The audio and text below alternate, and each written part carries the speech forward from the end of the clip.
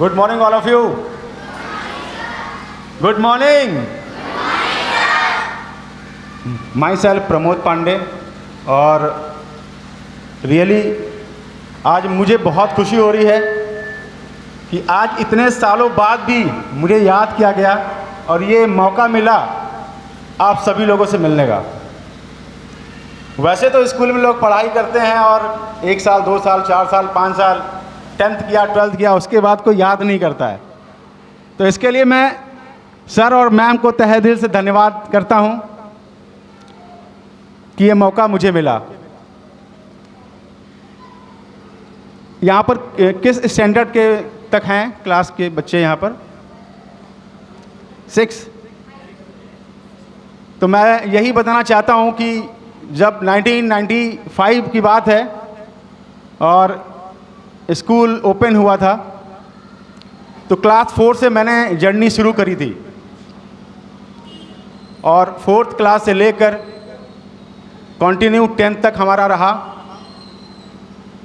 और सर और मैम के गाइडेंस से जो सीखा मैंने, जितना ये अवार्ड ये जो मैम अभी बता रही थी, ये एकदम से नहीं हासिल हुआ। परिस्थितियाँ अनुकूल नहीं थी, विपरीत थी, लेकिन घर परिवार की स्थिति देखते हुए मन में एक ऐसा लगता था कि मुझे पढ़ना है। पढ़ने के लिए दिन रात टाइम निकाल के मैं पढ़ता था।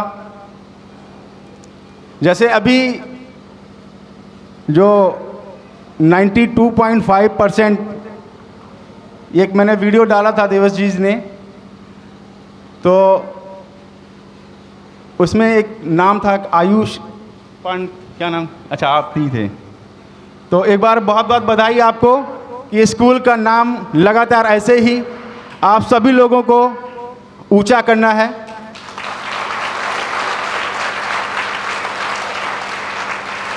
ऐसी वीडियो, ऐसी पोस्ट जब मैं देखता हूं तो मुझे बहुत खुशी होती है और मुझे वो दिन याद आते हैं जब मैं पढ़ता था। मैंने अभी जो लास्ट फंक्शन हुआ था 25th ईयर वाला, उसमें मुझे देखा था। कितने लोगों ने देखा था? सुना था मुझे? कितने लोगों ने? उसमें मैंने बहुत सारी अपनी ब्रीफ पूरी स्टोरी सुनाई थी कि मेरी जर्नी कहाँ से शुरू हुई और कहाँ तक मैं पहुँचा। आज आपको जानकर बहुत खुशी होगी कि मेरा रियल एस्टेट का बिजनेस है। साथ ही साथ इतने सारे अवार्ड मिले हैं, एक्सीलेंस अवार्ड मिले हैं कि मैं अच्छा बिजनेस कर रहा हूँ।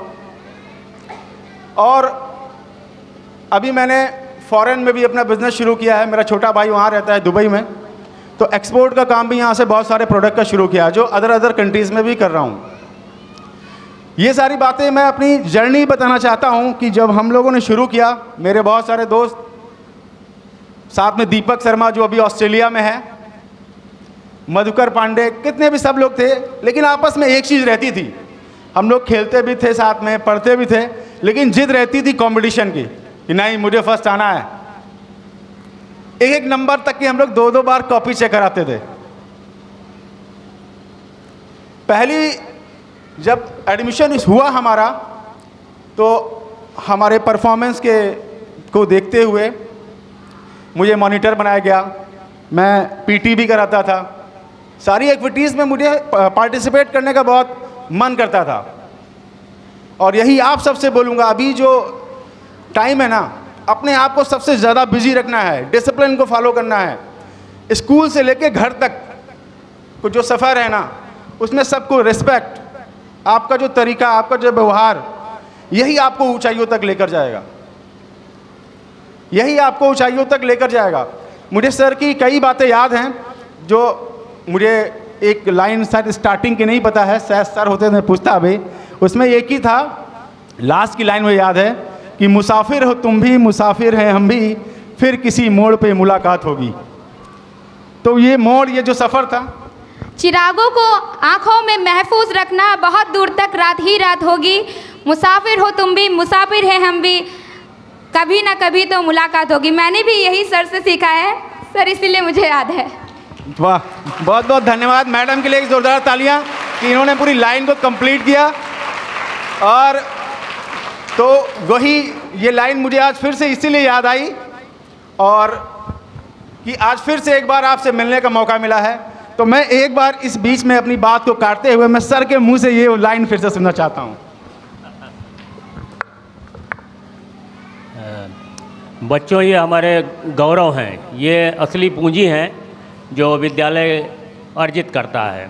प्रमोद पांडे एक व्यक्ति नहीं है, ये बंधन ग्रुप के बहुत बड़ा ग्रुप है, उसके एमडी भी हैं, लेकिन विद्यालय की एक ऐसी पूंजी है जो कि जिसका कोई मूल्य नहीं है, और ऐसे शिष्यों पर विद्यालय को बहुत गर्व होता है।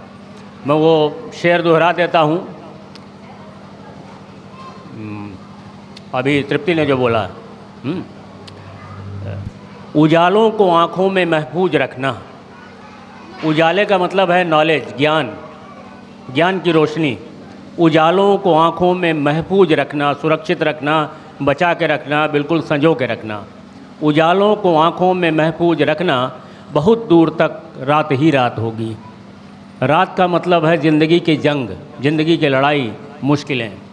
उजालों को आँखों में महफूज रखना, बहुत दूर तक रात ही रात होगी। मुसाफिर हैं हम भी, मुसाफिर हो तुम भी, कहीं ना कहीं फिर मुलाकात होगी, कहीं ना कहीं फिर मुलाकात होगी। Thank you so much sir, thank you so much sir. तो मैं आप लोगों से इतना ही कहूँगा कि इस दुनिया में कुछ भी मुश्किल नहीं है, बशर्ते ज़रूरत है एक मन में इच्छा शक्ति लाना, एक दृढ़ संकल्प लेना कि मुझे अपना नाम कुछ ऊंचा करना है, लाइफ में अपने नाम को एक पहचान के रूप में क्रिएट करना है, मुझे अपने घर वालों का नाम करना है। ऐसी जिद पैदा करनी पड़ेगी, ऐसी जिद करना पड़ेगा कि जैसे आज मुझे आप सुन रहे हैं कि आज 25 साल बाद भी मुझे बुलाया गया है, वो जिद करना पड़ेगी कि आपको भी बार बार बुलाया जाए। कुछ भी मुश्किल नहीं है, सिर्फ ज़रूरत है जिद करने की, ठानने की, और आप सब कर सकते हैं। हर इंसान कर सकता है, हर एक स्टूडेंट कर सकता है। ज़रूरत है रेगुलरिटी की, ज़रूरत है पंक्चुअलिटी की, डिसिप्लिन की, अनुशासन की। हर एक चीज़ टाइमली, अपना टाइम शेड्यूल जो फिक्स करना है वो टाइम से होना चाहिए कि अगर इतने बजे मॉर्निंग में उठना है, 5 बजे उठना है तो 5 बजे उठना है, 5 बजे उठ के स्टडी करनी है, लर्न करना है। शाम तक का शेड्यूल कि इतने बजे हमें डिनर करके सो जाना है। नेक्स्ट डे का प्लान फिर वैसे ही कंटिन्यू रखने की ज़रूरत है। इतना ही मैसेज मैं देना चाहता हूं, और आप सभी जैसे आयुष ने किया है ना, आप सब ऐसा कर सकते हो। आप सब करेंगे, करेंगे ना? चलिए, मैं एक लास्ट में एक स्टोरी के माध्यम से कुछ बताना चाहता हूं आपको कि एक बार किसानों में आपस बात हो रही थी कि बरसात नहीं हुई, तो बादल बहुत सारे बादल इकट्ठा हुए और उन्होंने बोला कि अब हम 3-4 साल बरसेंगे नहीं।